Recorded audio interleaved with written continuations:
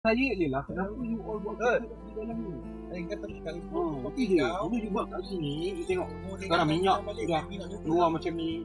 Lepas tu sampah, betul lah you kata you kecil sampah you. Tapi masih banyak lagi sampah lain ni. Kita tak tahu kalau kokain ni kenapa dia benarkan you tak sendiri ni. Maksudnya kalau nak buat kat dalam lah. Kat dalam compound dia tak lah. Ini dia buat kat luar macam ni. Dulu apa yang lalu, orang kata bising. Orang kata tak bising kat dia. Tinggal dia. Tak boleh lah nanti saya Dia boleh bersih semua? Tak Boleh, boleh, boleh, dia bersih boleh. you punya je kan? di kuliah ada. Saya panggil dia orang buat mesti buat ni. Ya, Nanti itu you- hidung ni orang mesti tahu. Nanti you bagi tahu toke. Itu sampah ke clear. Nanti barang semua saya ada sampah semua saya clear. Itu barang semua dia sekuli keluar dia bersihkan. Tapi hari tu kita dah cakap kan, sudah clear kan betul? Tapi betul you tengok ada satu macam penting plastik ada tu.